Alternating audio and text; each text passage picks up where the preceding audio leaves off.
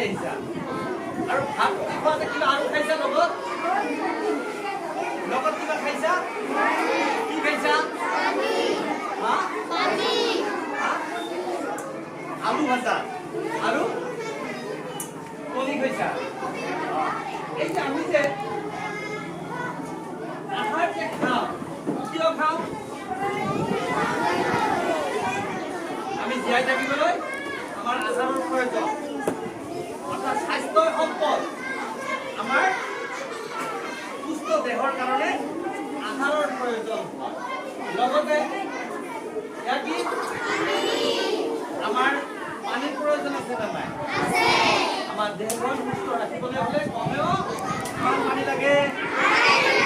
2.5 litre পানীৰ প্ৰয়োজন আছে সদায় সুস্থ দেহৰ কাৰণে কমেও 2.5 লিটাৰ পানীৰ প্ৰয়োজন আছে কি চাউল এতিয়া যদি কৈছে তোমালোকে খোৱা বস্তুবোৰ সদায় একে না একে নেকি বেলেগ বেলেগ হয় আমি আমাৰ আহাৰৰ বিষয়ে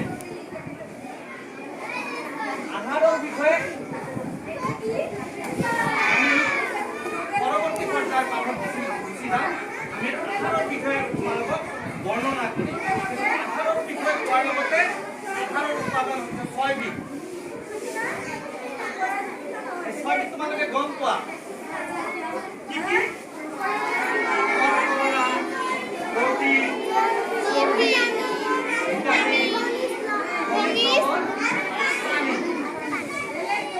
আমাৰ শৰীৰৰ শক্তি পাবৰ কাৰণে বল পাবৰ কাৰণে নিৰোগী দেহৰ কাৰণে আমাৰ আহাৰৰ প্ৰয়োজন আছে লগতে শাক পাচলি ফল মূলৰ প্ৰয়োজন আছে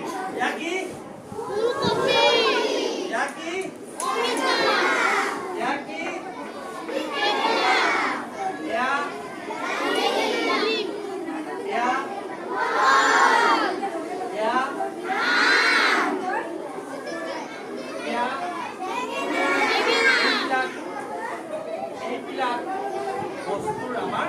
প্ৰয়োজন গতিকে আগলৈ পাঠত তোমালোকক আহাৰৰ বিষয়ে বিশদভাৱে